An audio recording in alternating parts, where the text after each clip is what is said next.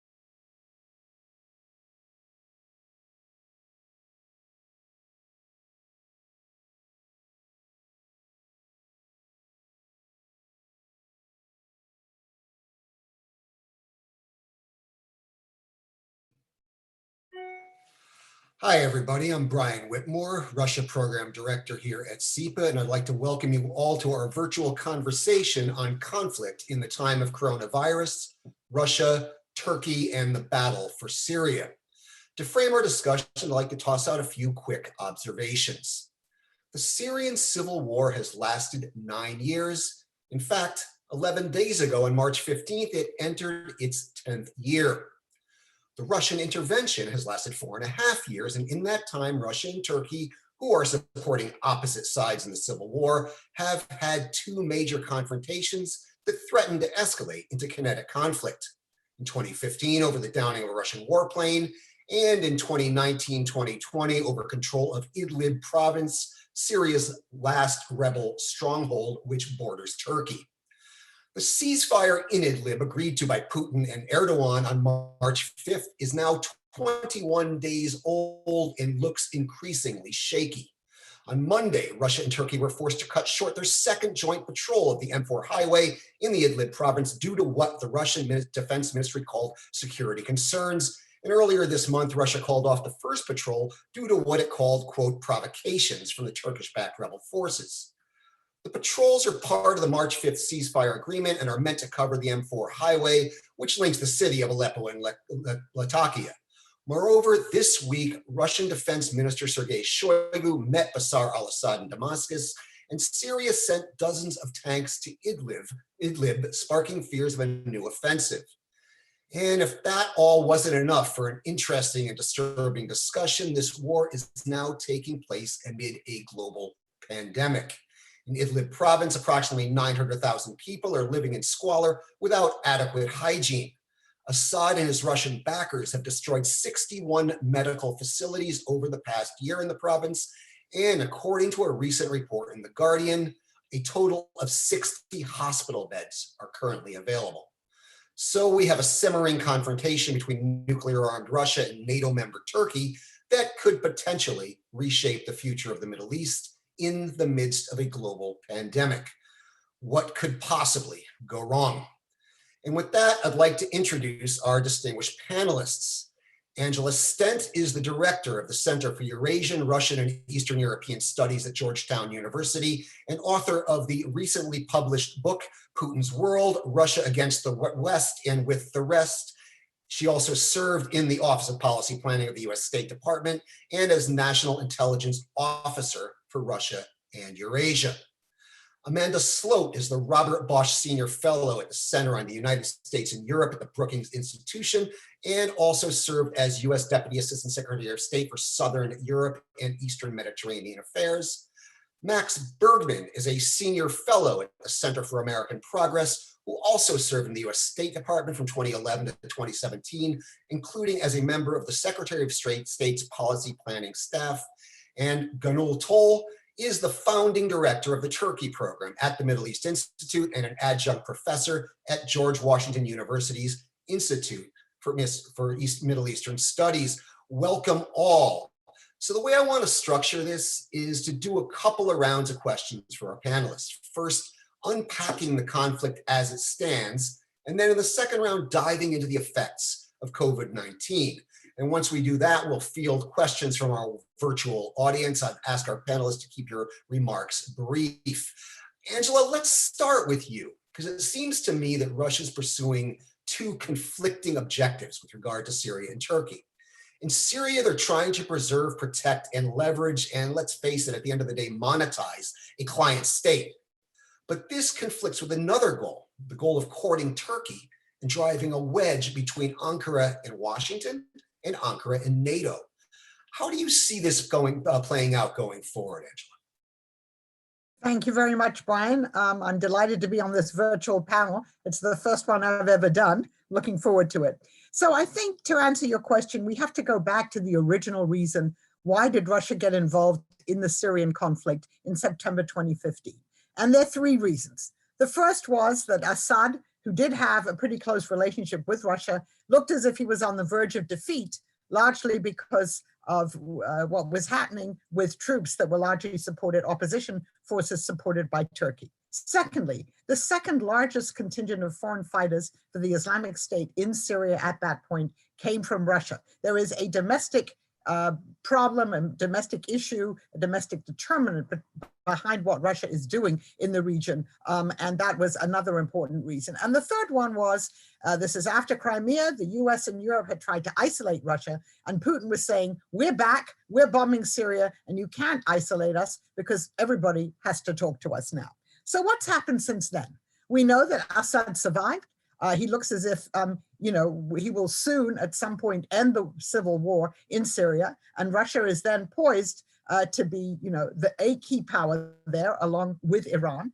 And in fact, the intervention in Syria really enabled Russia to come back as a regional player in the Middle East, going back to countries from which it had withdrawn after the Soviet collapse and forging new relationships, be they with Israel, Saudi Arabia, Egypt, a number of other countries in the region. So Syria is also a regional gateway for Russia. So these are all important reasons why Russia has become involved in Syria. And so far, it looks as if it's really paid off for Putin, the return of a great power. Now, the relationship with Turkey and Russia, as you alluded, is always brittle. Sometimes it's good, sometimes really not so good.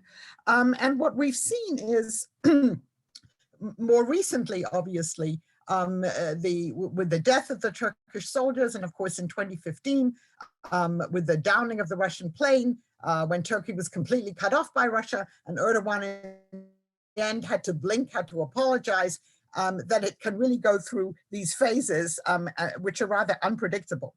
But what we've also seen with Putin is he's very good at successfully pursuing seemingly contradictory goals in terms of his deals with allies, with countries like Turkey that you know, are not allies, but they're partners, and sometimes they're close partners, and sometimes they really fall out. You know, a lot of people like to use marriage analogies when they talk about Russia and various relationships. So you can say that this is a relationship that's under great strain now, but still they're holding together.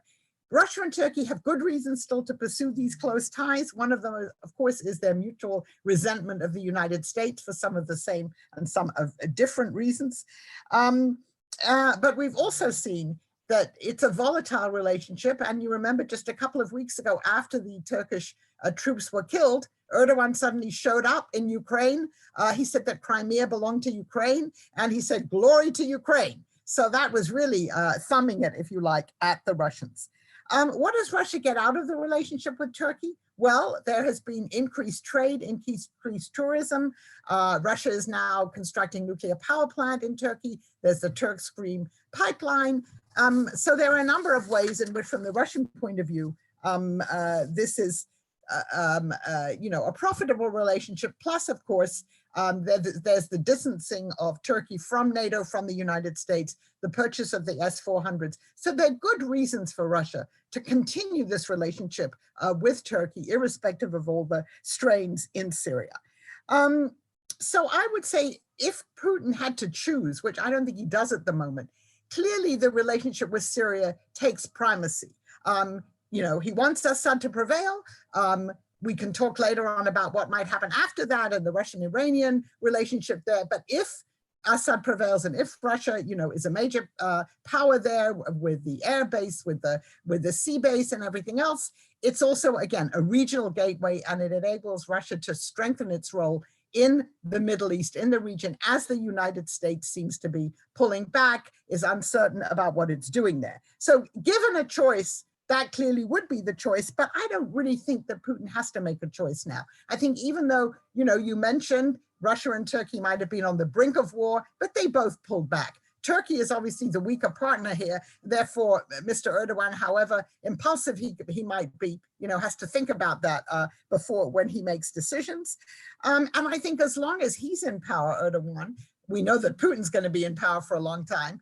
And as long as Turkey continues to pursue this kind of policy of playing Russia off against the US and NATO, I think that Putin won't have to choose, and this relationship will continue. Yes, the ceasefire is under great strain now, and obviously we're going to talk about what happens in the immediate future, but I doubt that Putin is going to have to jettison this relationship, because given the configuration of global politics, I don't think he's going to be put in a position where he has to do it. And then we always have to remember that Russia still have much more, I would say, leverage in this relationship than Turkey does. Thank you, Angela. You anticipated my follow-up, which is a great sign of a great panelist, is they anticipate the moderator's follow-up. I was going to follow up asking you what would Putin choose, and you already addressed that. Let's stick with Turkey and with Russia-Turkey relations for the moment and go to Gönül to get a sense of how this looks from Ankara, because numerous analysts have noted the asymmetrical nature of the Russian-Turkish relationship.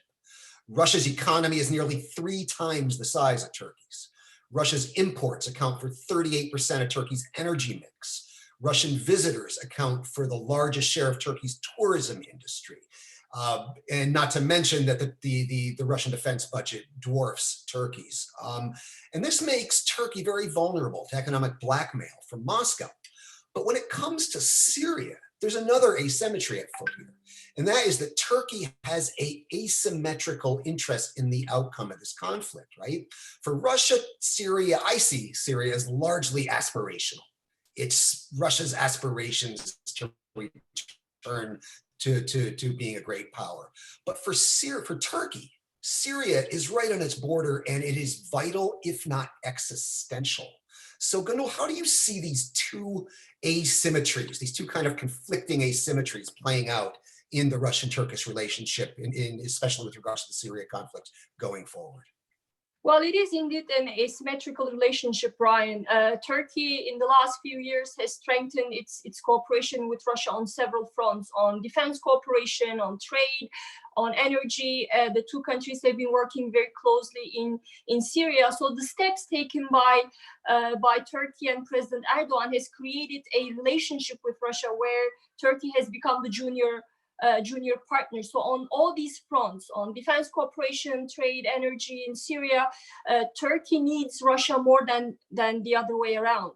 And I think Turkey wanted to achieve several objectives with this deepening partnership with Russia. And the first one is President Erdogan hoped that as Turkey cultivates closer ties with Russia, Moscow would respect Turkey's red lines in Syria and tolerate Turkey's actions there. But as we've seen, this has proven to be wrong. To a certain extent, Russia has indeed tolerated what Turkey has done in Syria, but there are limits to what Russia is willing to do in terms of pleasing Erdogan in Syria.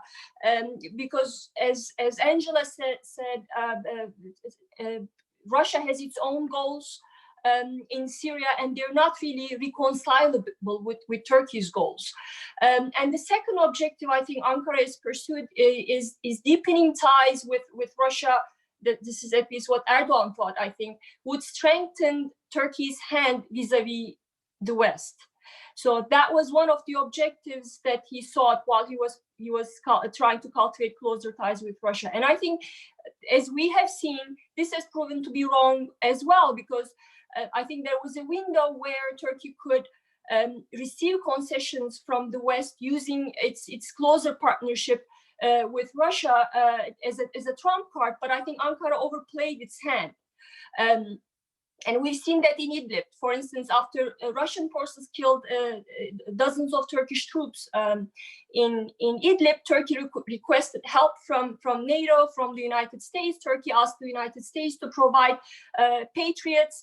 And in an effort to increase the pressure on European countries and to make sure that Europe supports what Turkey is doing in Idlib, Turkey opened the gates, allowing thousands of Syrian refugees living in Turkey to go to the Turkey-Greek border. But all those efforts failed. Turkey not only failed at securing Western support in the face of Russian aggression, I think the latest developments in Idlib have also exposed Turkey's weakness vis-a-vis Russia and vis-a-vis the West at the same time. So Turkey is now in a worse of situation. And I think that the third objective is Turkey wanted to create more room to maneuver in Syria with this closer, deepening partnership with Russia. I think Ankara thought that with backing from Russia. Ankara hoped that it could realize its ambitions in northeastern Syria. It would strengthen the opposition that Turkey has been backing. But Turkey got disappointed on that front as well. The radical groups, for instance, that are fighting alongside the Turkey-backed Syrian rebel groups, they are now turning against Turkish troops because they don't like the fact that Turkey is cooperating with Russia. Just a few days ago, 2 Turkish soldiers were killed in a rocket attack by these radical forces. And according to the statement from Turkish Ministry of Defense, they didn't really identify who those radical groups were. But from the location of the incident, analysts are saying that they are Al-Qaeda linked groups, Hayat Tahrir and Sham linked groups. So Turkey's hope that aligning closely with Russia would give Turkey more room to maneuver failed in that regard. And also on the Kurdish front, which is a huge concern for Turkey, the Turkey-Russia tension has also intensified Kurdish efforts to recapture Afrin. As you know, Afrin was captured by Turkish troops, and it's a majority Kurdish town. And since the tension escalated in Idlib between Turkey and Russia, the Kurds are now, in a way, speeding up their efforts to recapture Afrin, and they are in talks with Russia and the regime. And just yesterday, we saw the co-chair of the PYD. PYD is the political arm of the Syrian Kurdish militia, YPG. The co-chair said that they're in talks with the regime.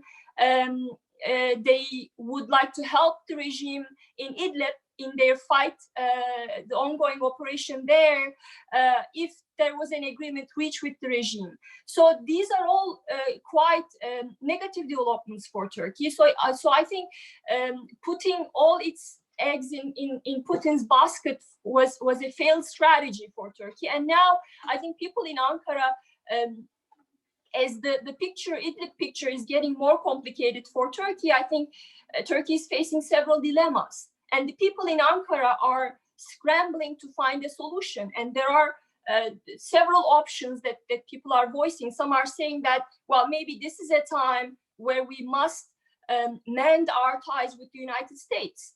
And there are others who are saying that, no, we should stick to our partnership with Russia, because Russians are the ones who call the shots in Syria, and we don't have an option other than working with Russia. And there are others who are saying that, well, maybe we could double down on our military engagement in Syria in an effort to force both Russia and the United States to respect Turkey's red lines and priorities there. But I think all those options that are being considered in Ankara, none of them are realistic. I mean, if Turkey decides to mend ties with the United States, given the fact that the United States is not really committed to staying there, it has a very limited presence, it doesn't really have much leverage, and it's not going to do much for Turkey. And if they decide to stick to the Russian partnership, that's problematic as well, because again, what Russia wants to do in Syria at the end of the day, and Turkey, it's not really, you can't reconcile those. And the third option, the military option, doubling down on Turkey's military engagement, is also full of risks, because Russia controls the skies there. And currently, for instance, there are 12 military posts in Idlib, and 6 of them have been besieged by the regime forces. So I think there are not really good options for Turkey in Syria, and particularly in Idlib. Thank you, Gönül. And you actually, what you did was you just set me up for where I wanted to go next. You provided me the perfect segue, because I want to now bring Amanda and Max into the discussion with this issue. You said basically that Turkey is weak vis-a-vis Russia, and the Russian-Turkish partnership is clearly showing its limits right now. I mean, I've been reading up on this, and I recently read about how of the 17 wars fought between Russia and Turkey or the Russian Empire and the Ottoman Empire, Russia won all 17 major wars. The only time Turkey defeated Russia or the Russian Empire in a war was when it was in alliance with the West in the Crimean War and obviously in the Cold War, if you will. So I think this kind of, in addition to showing the limits of the Russian-Turkish relationship, it also may provide an opportunity for the United States and the West. But what has to happen in order for that to happen? And I want to go to you first, Amanda, because at State, I know you did work on Turkey at State. What has to happen? First of all, is there an opportunity here for the West to kind of re-engage with Turkey and bring Turkey back into the fold, if you will? And if so, what has to happen to make that happen? Well, thank you, Brian, for pulling us all together, and thank you to everybody who's watching at home in your sweatpants on the couch. I think that's a very good question, and it's certainly a very challenging question. It's one that I struggled with even when I was in the State Department, where we frequently would say that Turkey was a very challenging ally. Certainly, there's a lot of frustrations between the United States and Turkey that predate this in terms of the response to the 2016 coup, the fact that Fethullah Gulen is living in the United States. Gönül was discussing the YPG, American partnership with the YPG in Syria to fight against the Islamic State became a big irritant in the bilateral relationship, given the YPG's links to the PKK, which is, of course, a designated terrorist organization in Turkey. And then there's also a lot of complications over Turkey's recent purchase of Russian defense equipment. So if we take a step back, after these Turkish soldiers were killed in Syria, Turkey came to the West with a very clear plea for solidarity, for additional military equipment and support. They convened Article 4 consultations at NATO. There were phone calls between President Trump and President Erdogan. Secretary of State Pompeo was giving hortatory support. Ambassador Jim Jeffrey, who's been working the Syria file, went to Turkey to try and continue discussions on the ground.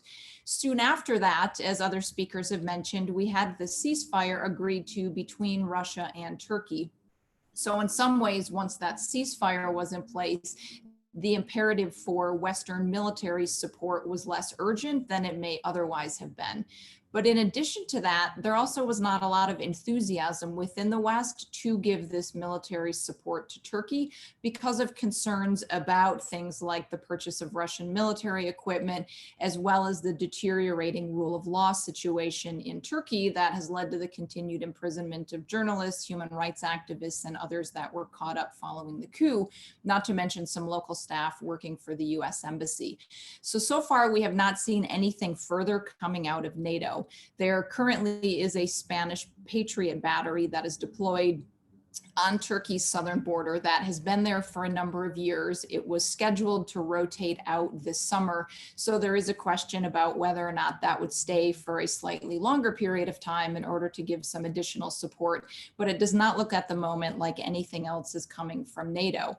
Then when you look on the US side, there had been talk by Ambassador Jeffrey and others about the possibility of providing some ammunition, some additional military support. Some of those conversations, again, seem to have gone quieter. The big difficulty is that we have a battle for the soul of Turkey in some ways between the United States and Russia. But the issue is that the ball really is in Erdogan's court. From the American perspective, the United States has been trying to sell Turkey Patriot batteries for a number of years. Turkey has been trying to augment its own air defense systems. It has legitimate requirements to do so. And so even back when I was in the State Department, before that, when I worked in Congress, there was an effort to try and sell Patriots. Erdogan was very interested in increasing his own defense production domestically, and he also wanted a large degree of technology transfer, neither of which the United States was prepared to provide to the degree that he wanted. And so as a result, that Patriot sale did not go forward. In the meantime, Turkey ended up turning to Russia and decided to purchase an S-400 air defense battery from the Russians. The problem on the American side was that that contravened CAATSA legislation, which was legislation that the United States imposed to punish Russia for its interference in our 2016 elections, and said that any country that was making significant defense purchases from Russia would be liable to these sanctions. The US so far has not imposed these sanctions, even though Turkey has now taken possession of them. The expectation is that Turkey is going to make these S-400s operational in April, which for many people will become the point of no return. And so there has been a certain amount of eye rolling in Washington that on one hand, you have Erdogan not buying Patriots from the United States and actually purchasing Russian defense equipment, while at the same time asking the United States and NATO to provide their own Patriots to protect Turkey along its border from aggression that is being generated by Russia and the Russian-backed regime. There has continued to be a large amount of frustration within Congress. The House ended up passing a very tough sanctions package following the Turkish incursion in Syria in October. The House and Senate also passed the Armenian Genocide Resolution, and there is a sanctions package that has been voted out of the Senate Foreign Relations Committee and is ready to go to the floor. So I really think there is openness on one hand in Washington to trying to do a deal with Turkey. They recognize the situation that it faces with the refugees. They also recognize the complexity of the situation in Syria. Yet at the same time, Washington has been very clear that Turkey needs to make a choice. They believe it is fundamentally incompatible for them to have both the Russian S-400s as well as US Patriots, not to mention the fact that the US had been supplying stealth F-35 fighter jets to Turkey, which it also stopped because it believes those are incompatible. So to answer your original question, yes, I think there is a deal to be done, but I think the sense here very much is that the ball is in Erdogan's court and there is a willingness to work with him, but especially if Turkey goes forward and activates those systems next month, it's going to become much harder to do. Thank you, Amanda. That sets up where I want to go with Max as well. I mean, Max, is the ball in Erdogan's court? And if it is, what can the West do to influence what he does with that ball? I mean, is there a deal to be done here to bring Turkey back into the fold? You were at state when this conflict broke out to begin with back in 2015. How do you see this?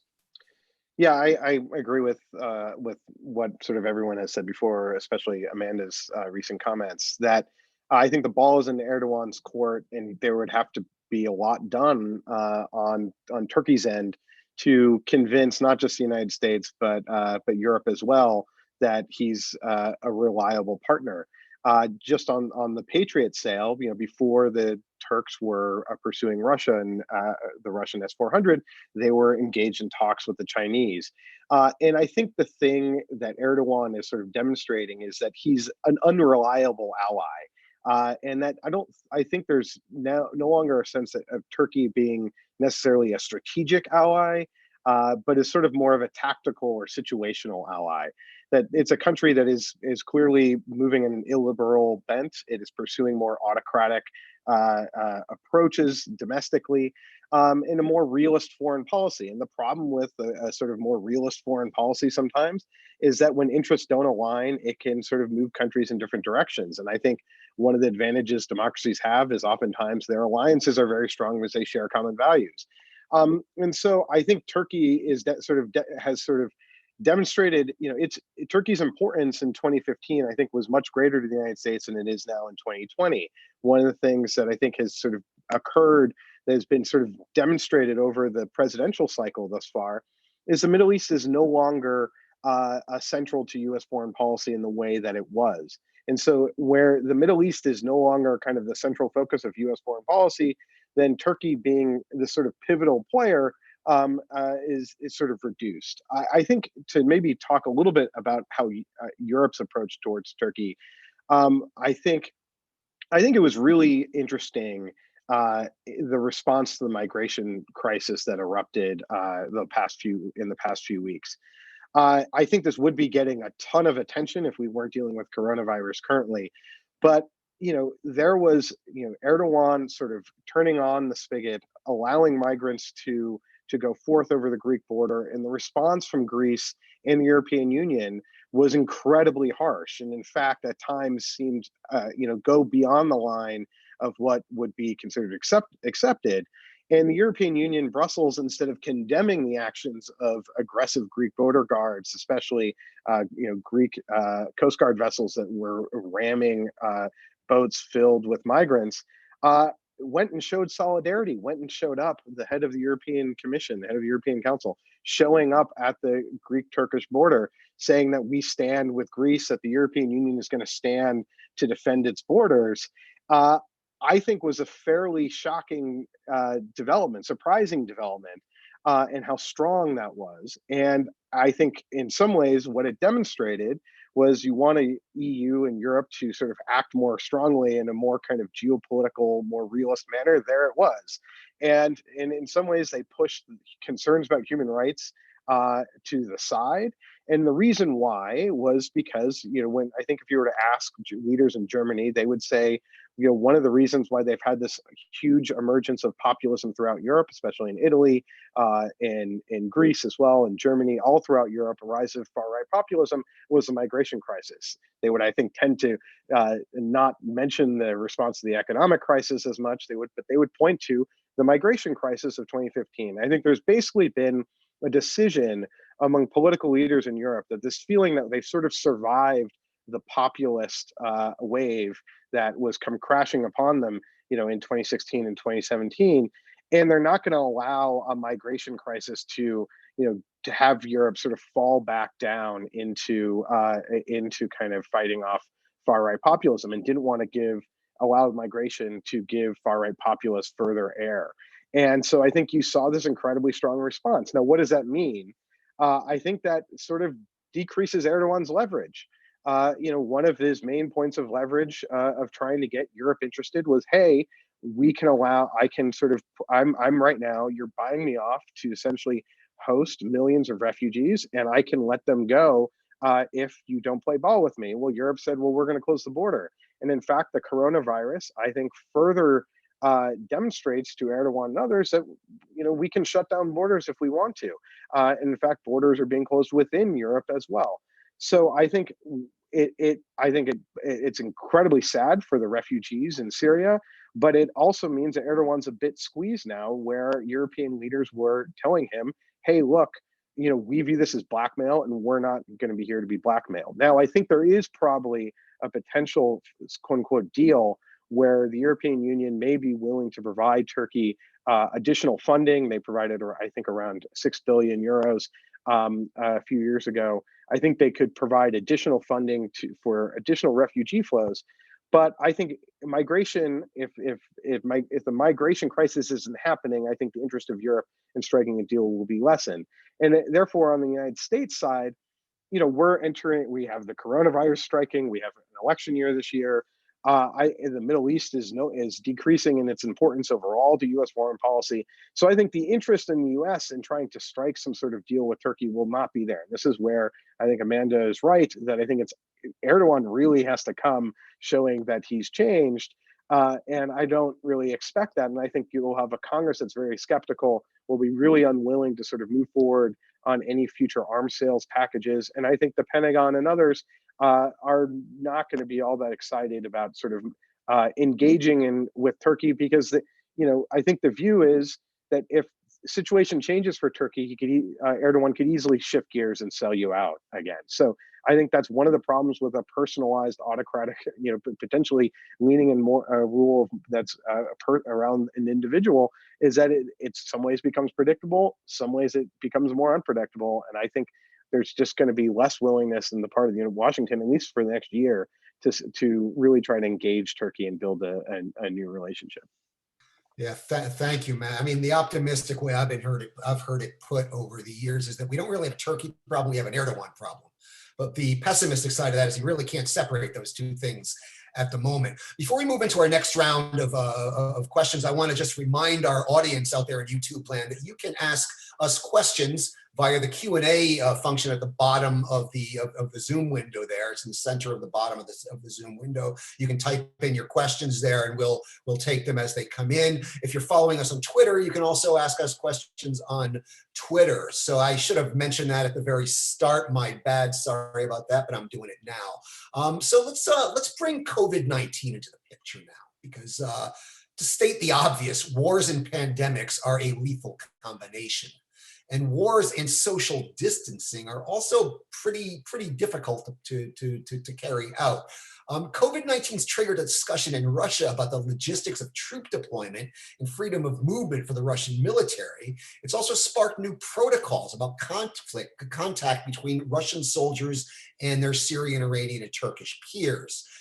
Turkey is also considering closing its border with Syria entirely. I'd like to ask each of you to briefly comment on how you see COVID-19's impact on this conflict and on the refugee crisis in Europe that it created. Why don't we kind of go in reverse order? Let's start with you, Max. I know you have some thoughts on this. We were talking about them off camera earlier, so I'd actually wanted to bring you in here on this right away. Well, I think just as I mentioned earlier, I think overall, I think the COVID-19 coronavirus is going to be, number one, a huge distraction, where it means that you're not going to see high level attention on kind of, I think will be high level attention toward Turkey, potentially even the crisis in Syria, I think will be very hard to come by. The second thing is I think it's going to be a disaster for the refugees, for displaced persons. One of the things that we saw in 1918 with that influenza outbreak, and I sort of owe this to Laura Spinney's book, Pale Rider, was the total devastation that was impacted on troops on the front lines. That it was massive outbreaks. In fact, one of Germany in 1918's sort of final efforts to kind of offensives petered out, and some historians have pointed to the role of influenza on the troop levels, on a force that was already decimated, already weak, with forces that are all compact in trenches. It was devastating, especially on military hospitals. So I think for the civilian population, it's going to be bad. It could have an impact also, I think, on the ability on forces. If there's an outbreak within military units that are living and operating in close quarters, it's very hard to do social distancing.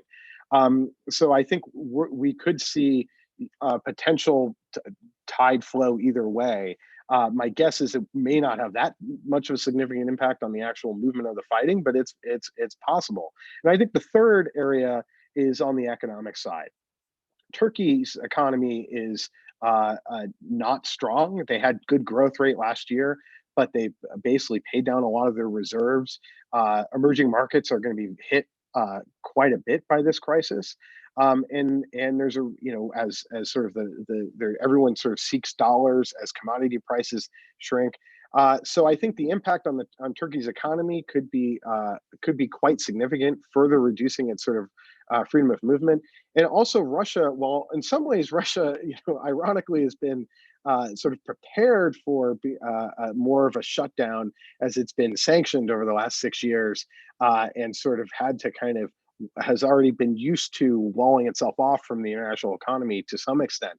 I mean, the fact that oil prices have plummeted in the Saudi Arabia Russia oil war is not good news for the Russian economy. And I think that it remains to be seen kind of what the extent of the impact is, but the outbreak now looks to be really taking hold in Russia. And I think the thing is that now one of the lessons of 2014 actually with sanctions was that the blowback on the West from sanctions on Russia was not as significant as I think some people thought at the time that there were going to be. There were sanctions, in fact, were quite cautious. So I don't think there's going to be a lot of concern among international financial institutions, central banks, about trying to save the Russian economy if there is a potential crisis. I'm not saying that's going to occur, but I think we're looking at a real period of economic weakness, especially for emerging economies. And I think there could be a discrepancy between the economic performance actually of countries in the West, which are going to be really badly hit, but emerging markets could be hit even worse.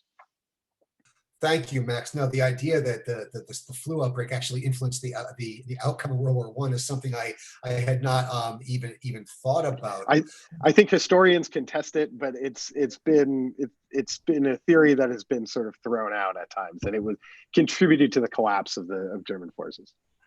Let's go to Amanda next. I mean, how do you see COVID playing into this crisis? How do you see this crisis affecting COVID, the migrant crisis, and everything? Same question, effectively. COVID is certainly consuming the bandwidth of absolutely everybody at the moment, from European leaders to the United States. And interestingly, even in ISIS's own recent newsletter, they relied on Quranic verses to give people guidance on proper hand washing techniques. And interestingly, they also told their fighters not to travel to Europe at this time to commit attacks, given the coronavirus outbreak there. So that may be the only positive thing, perhaps, that comes out of coronavirus. But certainly, if you look at this from the European side, the limited bandwidth is certainly going to be the biggest factor, particularly in terms of responding to the refugee crisis. Max alluded to a lot of this in his earlier comments, and I think he was absolutely right. Today, a report is due out from the European Union to analyze the 2016 EU-Turkey deal. It is unclear if that item is actually going to get discussed at the European Council video conference that is being held by EU leaders today. It is on the agenda, but given everything else that they need to deal with in terms of their response to COVID, it is unclear if that will come up.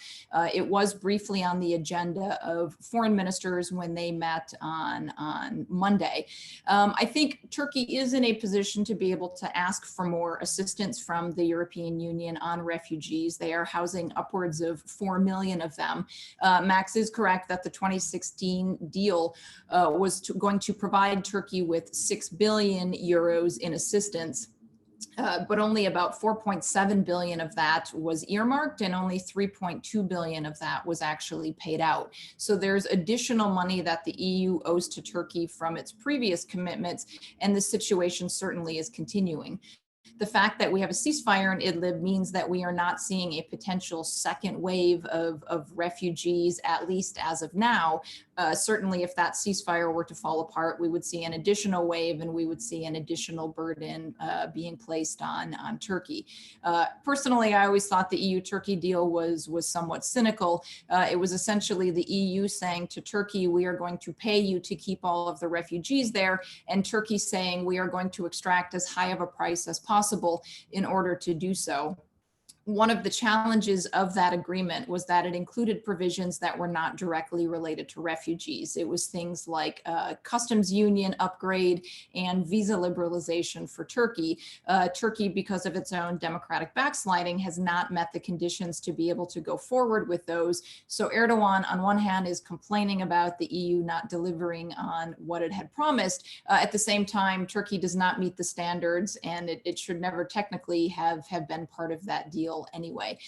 So I think the biggest challenge is that COVID simply is distracting leaders from dealing with the situation. But that said, I think Europe is going to have to come back to this refugee situation at some point, especially if the ceasefire in Idlib ends up breaking down. And additionally, as Max was alluding to, these refugee camps where people simply can't social distance, where they don't have the same hand washing and hygienic abilities that we do in other places, really is going to be very fertile grounds for a very rapid and damaging spread of the disease.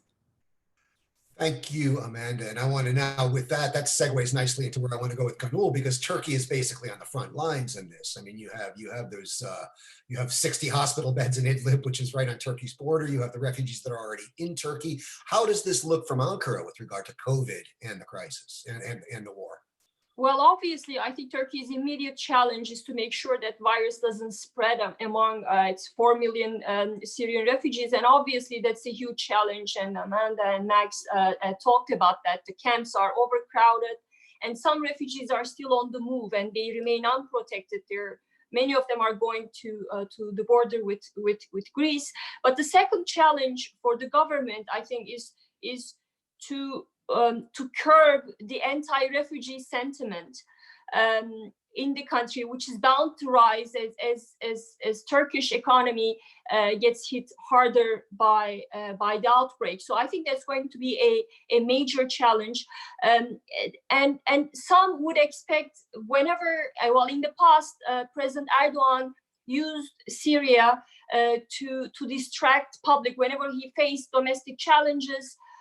he turned to Syria. If you look at all three Turkish incursions into Syria, you'll see that they all came after significant challenges to Erdogan's rule at home. So one might think that a similar thing will follow as he faces further challenges at home because of the virus outbreak and its implications for economy and the anti-refugee sentiment at home. He could again turn to Syria and launch another military incursion. So of course that is possible, but the risk there is what we have seen, what the current Idlib crisis has shown us is that it's a potential Turkish military incursion is riskier today than it was a few months ago, because Turkey is in many ways in a weaker military, political, and diplomatic spot than it was just a short time ago.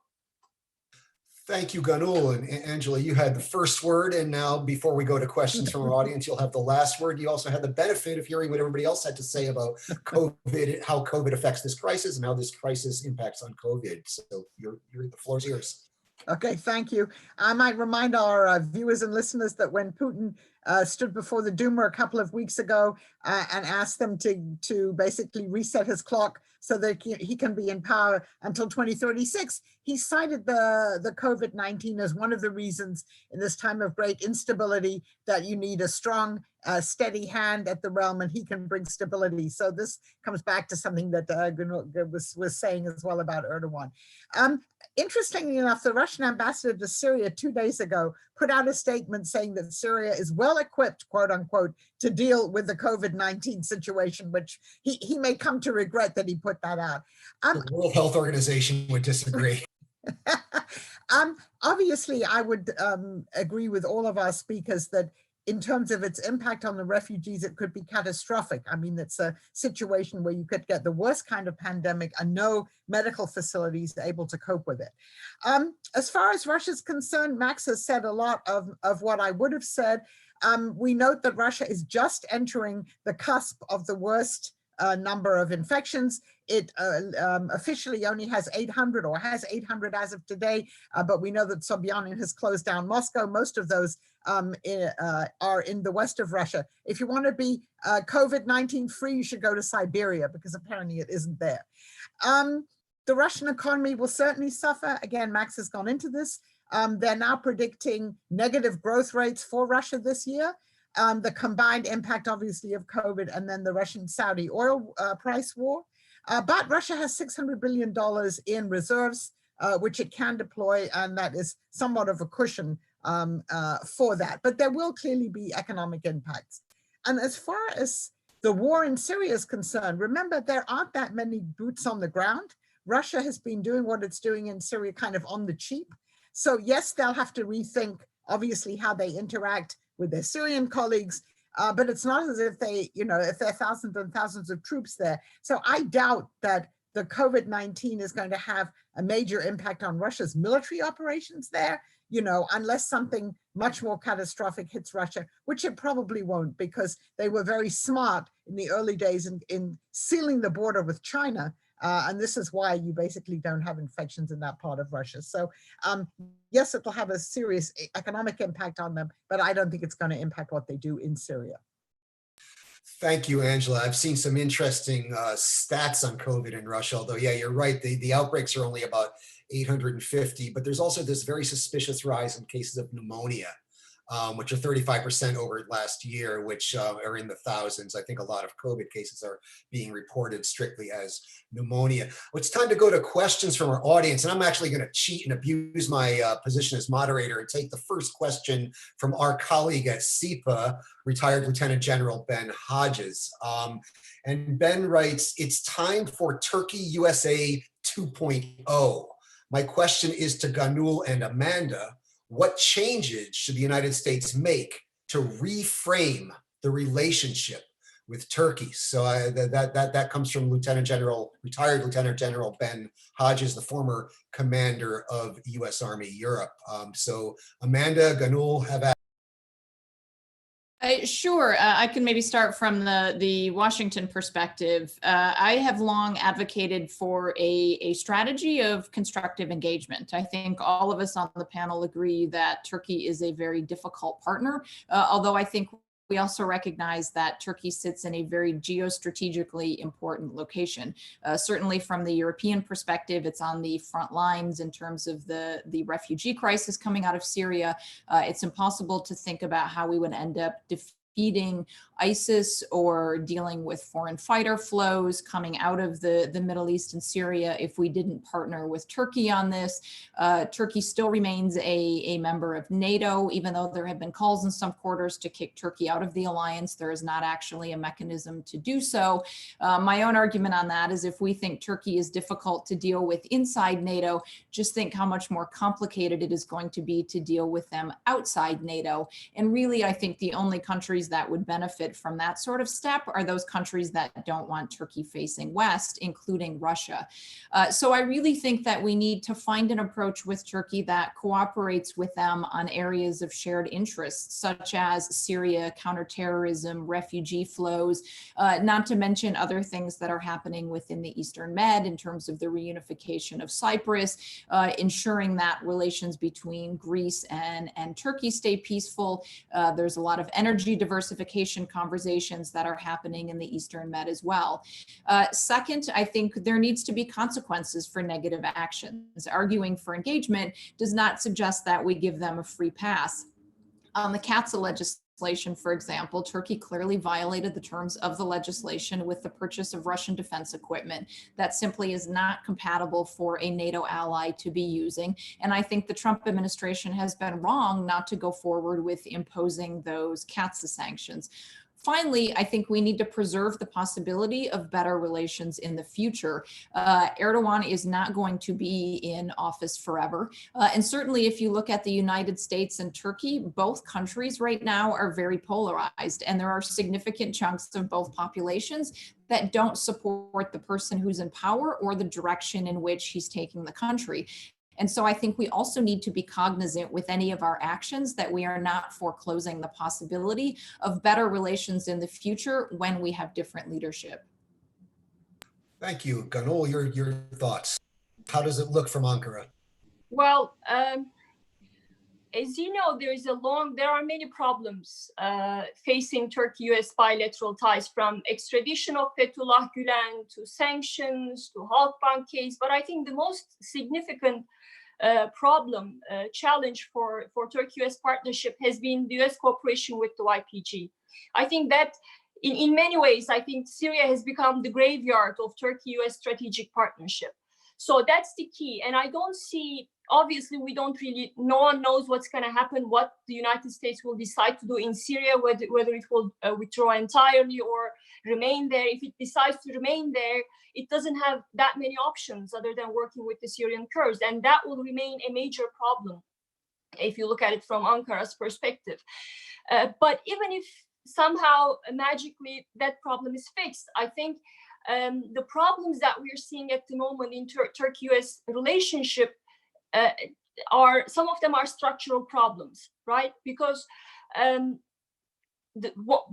think the fact that there was a regime change in Turkey, it's switched from a parliamentary system to a presidential system, for instance, that created a lot of problems. On the one hand, it created mechanisms that made it easier for the two leaders, Trump on the one hand and President Erdogan on the other hand, to engage each other directly.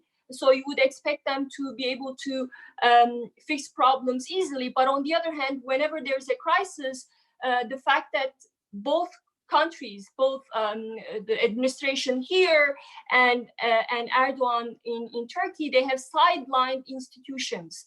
The State Department here has been sidelined, and similarly, there are only a bunch of people around Erdogan who have a say in decision-making process, where you don't have the traditional channels, institutional channels like Turkish MFA, which used to play a very significant role in Turkey-US ties, and also Turkish military. So they're not there. Those constituencies that really stepped in whenever there was a significant crisis in Turkey-US relationship, they're not there anymore. And a similar picture here here in Washington. So that is a structural factor that's really affecting the way these countries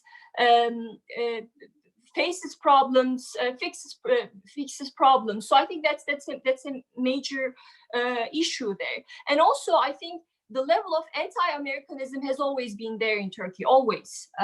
Starting from 1960s, there's always been that trust gap in Turkey. But the level of anti-Americanism that we're seeing in Turkey at the moment is that it's unprecedented, and it cuts across political parties.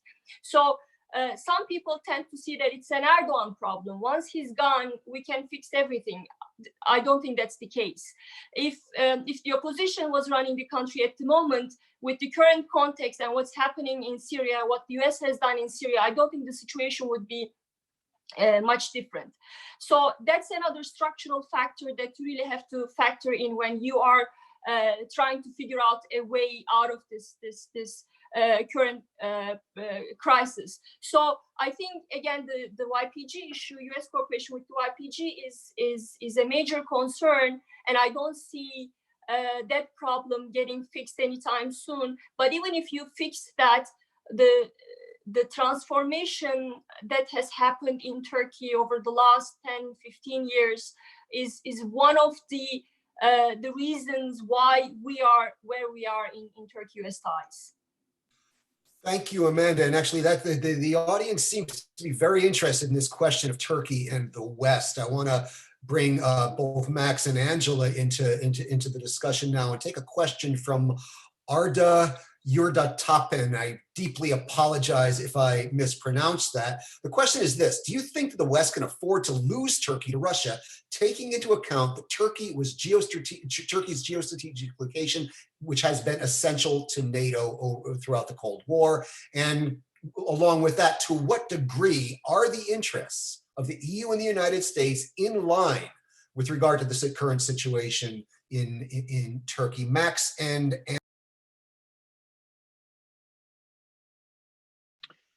Well, I'm happy. Thanks for the question. I think, look, I don't think the U.S. or Europe wants Turkey to be, married to Russia or in Russia's camp. And so I think, but I don't necessarily think it's an either or question. And I think in some ways what we're seeing in Syria is that, it's Turkey and Russia's interests are diametrically opposed. They are on opposite sides, backing opposite forces, with both have, the Russia with the Syrian regime, Turkey with their proxies on the ground.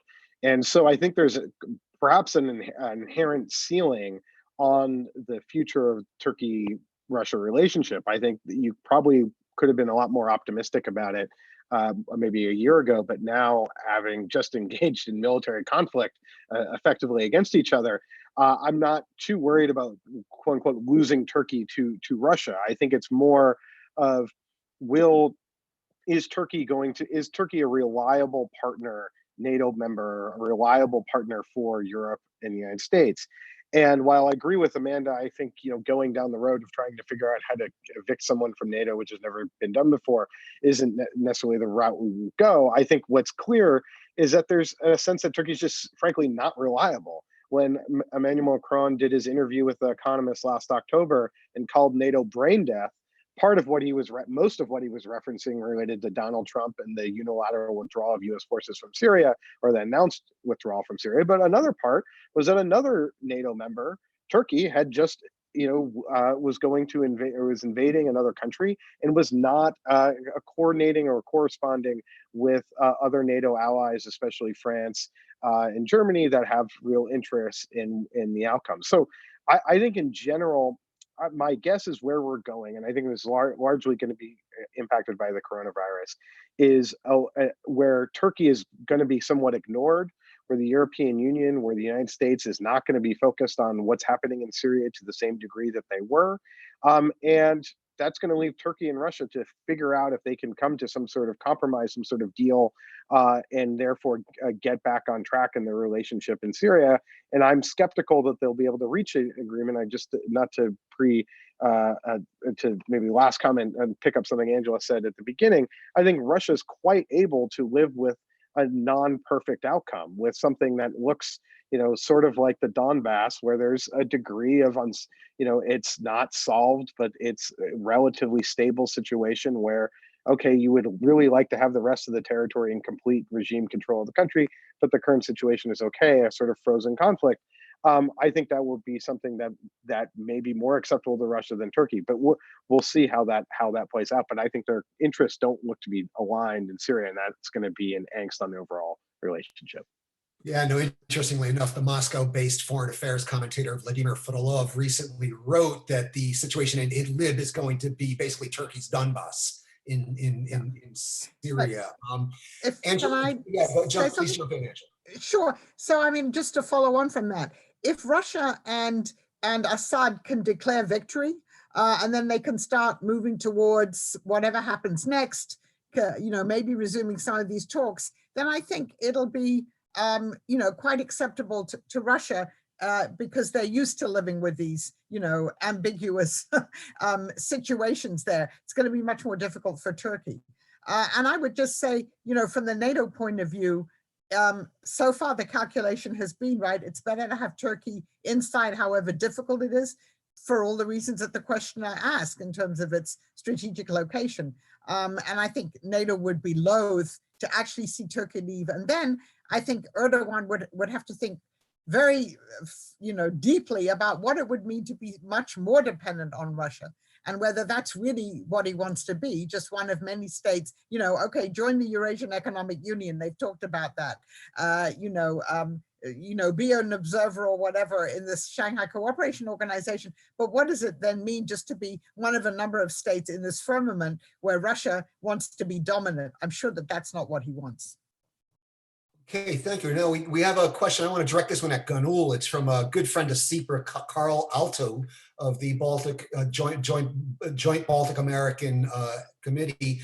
And Carl asks, "Hi all, thanks for this. I'd like to hear more about Turkey's relationship with Ukraine and interest with respect to Crimea and the Crimean Tatars, and how that affects and potentially upsets the relationship with Russia." A very interesting question. I guess I'll throw that one to you, Gönül. You're the one that's qualified to answer that.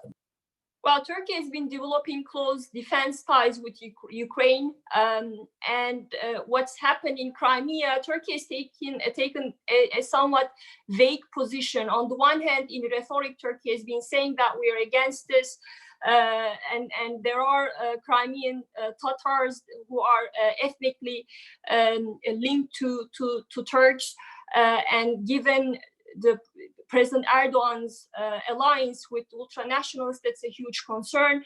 But when it comes to managing the partnership with Russia, President Erdogan has been careful on Crimea and what he's been doing with Ukraine. But I think after Russian annexation of Crimea, the balance of power in the Black Sea has changed. So Turkey is in many ways revising its strategy vis-a-vis Ukraine and other countries, with Georgia and its Black Sea policy, because Turkey is quite worried about the fact that Russia has become the dominant naval power there, and it's using its boosted presence in the Black Sea also to boost its presence in Eastern Mediterranean, which is an area that's very important to Turkish national interests. So that's a major concern for Turkey, and that was one of the reasons why Turkey has changed its strategy of let's keep NATO out of Black Sea. That was a strategy that Turkey had pursued for several decades, but now Turkey is so concerned that it actually wants a stronger NATO presence in the Black Sea. So you have to look at Turkey's relationship with Ukraine from that framework. Turkey is on the one hand working very closely with Russia, but on the other hand, it's working with countries like Ukraine, with Georgia, and it's in an effort to curb Russia's influence, to counterbalance Russia's influence. Turkey is also supporting NATO's enlargement there. So in that regard, Turkey is pursuing a careful strategy of counterbalancing Russia's influence there while it's working closely with Russia on other fronts. Thank you, Gönül. God, if Turkey were to acquiesce to a greater NATO presence in the Black Sea, that would certainly be a game changer. We all remember the NATO summit in Warsaw when different countries, including Romania and the United States, were pushing for this, and Turkey and Bulgaria together effectively scuttled it, according to my information. I'm going to go to the next question. Actually, I want to give this to everybody, but let's stick with you first, Gönül, on this. It's from Balkan Devlin. And it says, Erdogan cornered himself regarding Syria, both domestically and internationally. What would be a hypothetical exit strategy from the Syria imbroglio, and how would this look for Turkey? Interesting question. And what do we? Well, I think yes, Syria has been the biggest challenge that President Erdogan has faced in his 17-year rule.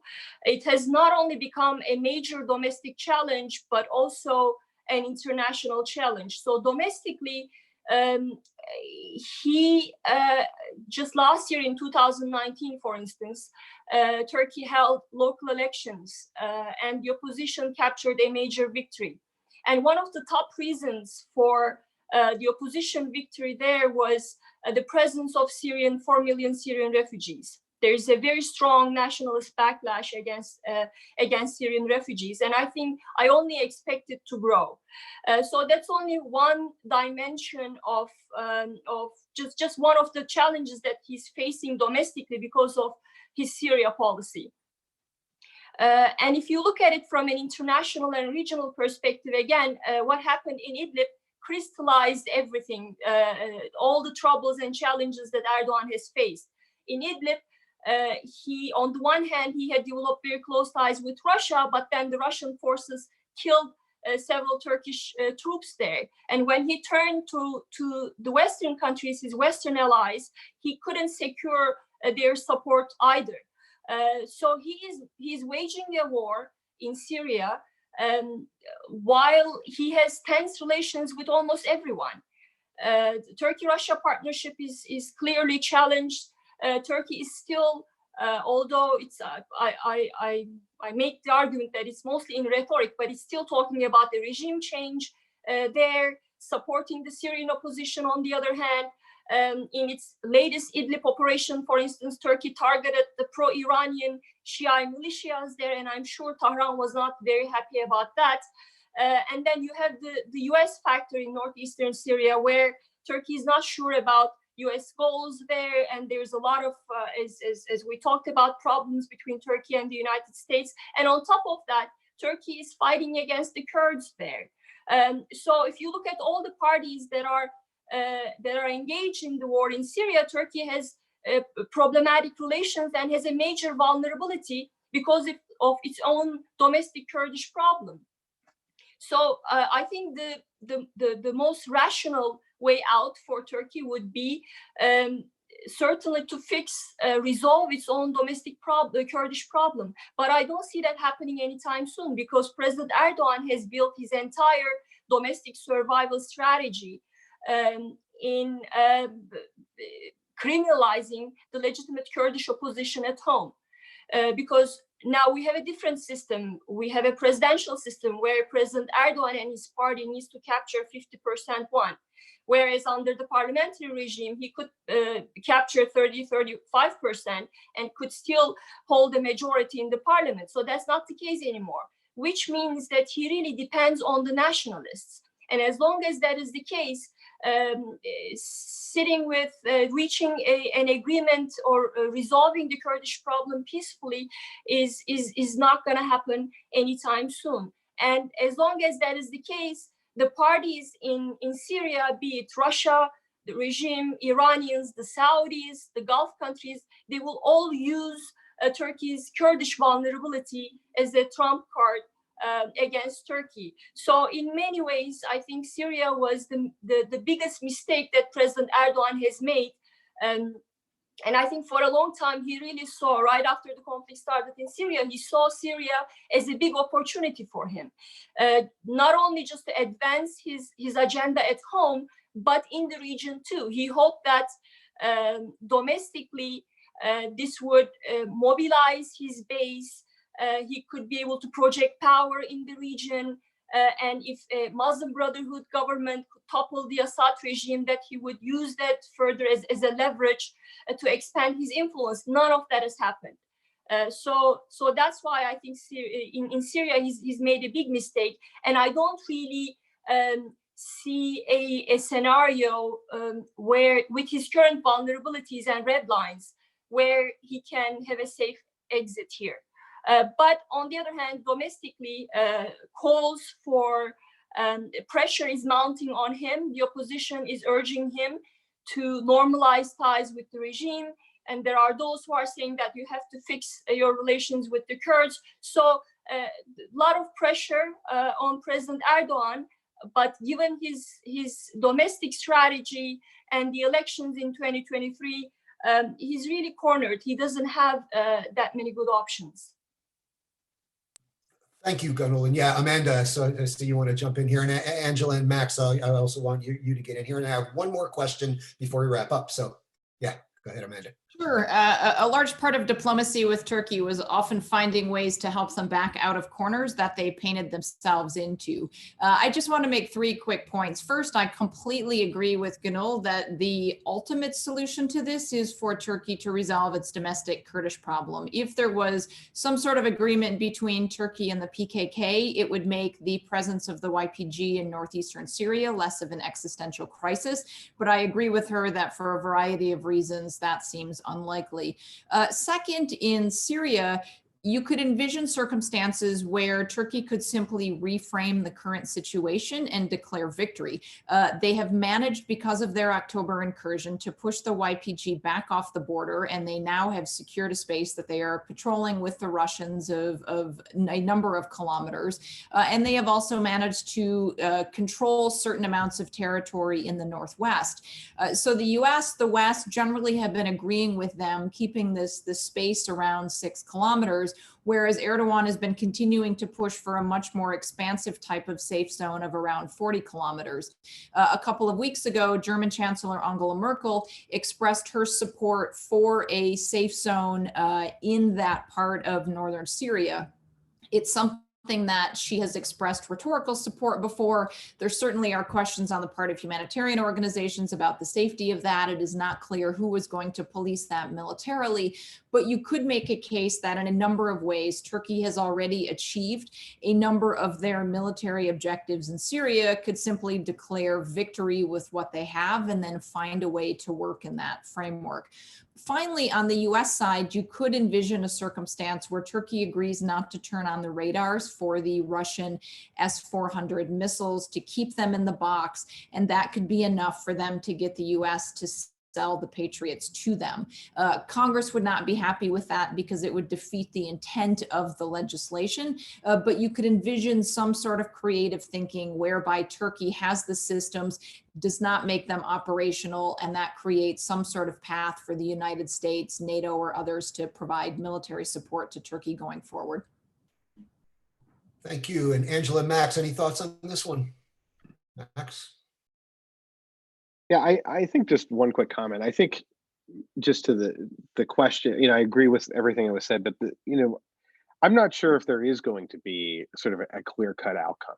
There may be, but I could also see kind of an Afghanistan-like kind of a perpetual continuation of a low-grade conflict where, a few years from now, we're still sort of talking about the same situation. And this is sort of a frozen, in some ways a frozen conflict, but it's still very real. There's still people dying. There's still it ebbs and flows in the fighting.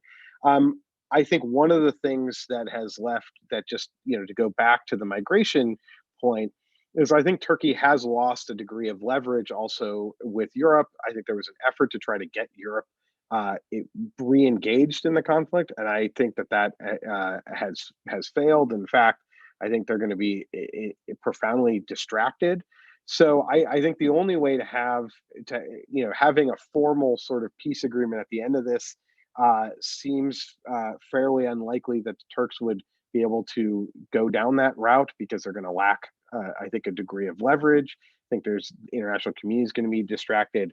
So I don't think we're looking at any sort of clean resolution to this conflict unless there is, sort of catastrophic military success or defeat one way or the other. And I think one of the things that Turkey just demonstrated was that its willingness to hit back at Russia, at the Syrian regime, and to do so effectively.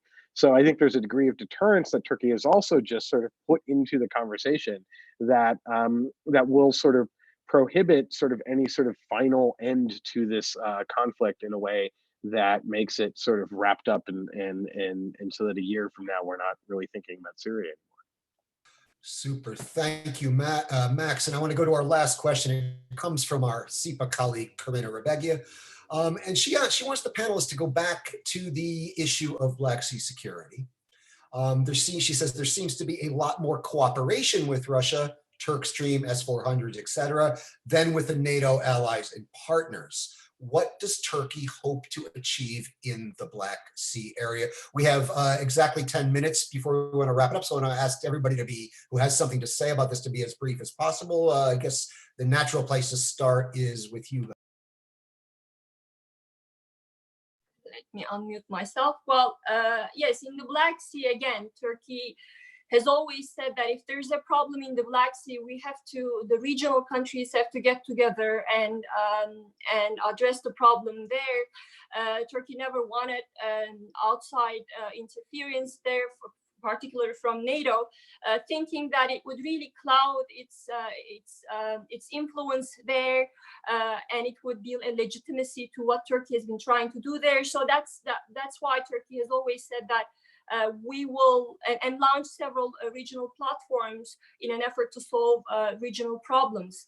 But again, the Russian presence there is a major concern for Turkey. And in fact, recently, I believe it was a few months ago, President Erdogan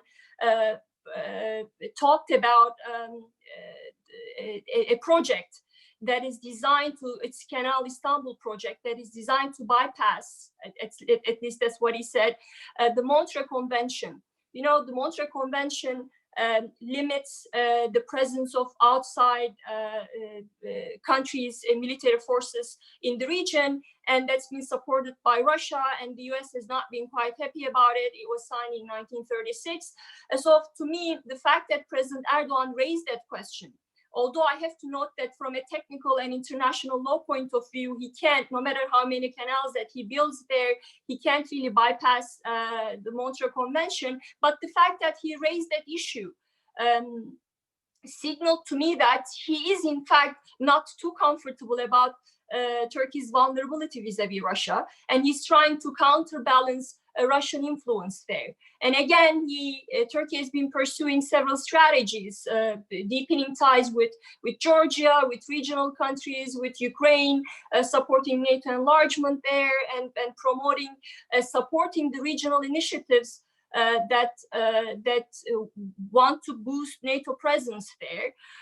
But again, at the end of the day, I think it's a very complicated relationship. The relationship that Turkey has with Russia is quite complicated. And unfortunately, the steps that Erdogan has taken in the last few years, including the S-400, the decision to purchase S-400, has made that partnership even more difficult for Turkey. Turkey needs Russia for its energy needs.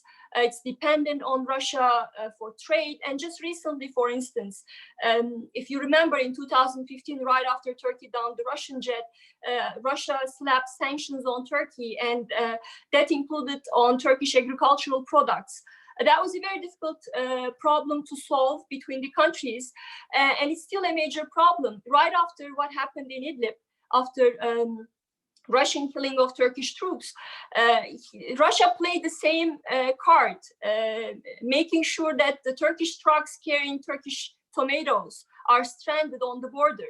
So Russia has many cards to play against Turkey, and Turkey knows that. And I think the rational thing to do for Turkey is to make sure that it rebalances its relations and mend ties with its NATO allies. Thank you, Gönül. Angela, Amanda, Max, thoughts on Black Sea security? I guess there's one. Go ahead, Angela. No, I was just, just to reinforce that. I mean, obviously, Russia and Turkey do not necessarily have the same interests in the Black Sea, and they obviously, there could be potential conflict over that. But the problem is, as we've just heard, just to reinforce it, the Russians understand that Turkish leverage is limited. Again, because of the economic damage that Russia can do to Turkey, which was really the reason why, after the downing of the plane in 2015, in the end, Erdogan didn't have any choice but to go back to Russia. So yes, potentially there could be a conflict there. Yes, there could potentially be a much bigger role for NATO to play in that area, given all of the other players. But Turkey, I think, is very constrained. I mean, it's chosen this path for itself, but as long as it continues along it, it's really constrained as to what it can do to kind of push back against Russia, clearly, reasserting and its interest there. We see them, of course, in the Sea of Azov now asserting a dominant role, so sort of regionally trying to increase Russian leverage in that area in the maritime space. Max? Yeah, I was just going to sort of echo what Angela said. I think the one other point is that one of the interesting side effects of the president cutting off aid security assistance to Pakistan has actually been much of that funding has now gone into Southeast Europe and particularly Black Sea states.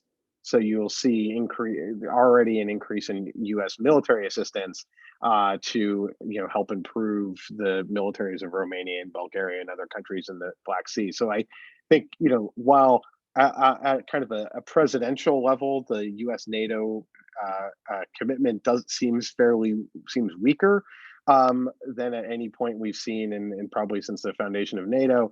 I think beneath that, especially the further you get from the White House, especially out at UCOM and other places, that the U.S. NATO, U.S. Europe military cooperation is I think been strengthened.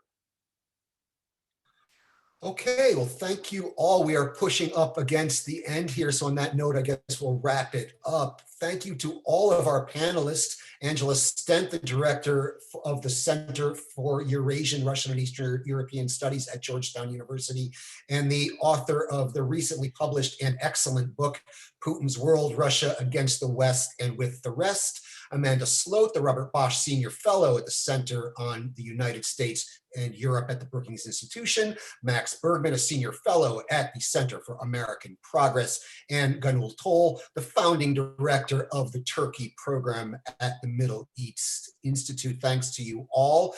And a big thanks to our virtual audience out there in YouTube land. See you next time. Thank you. Thank you.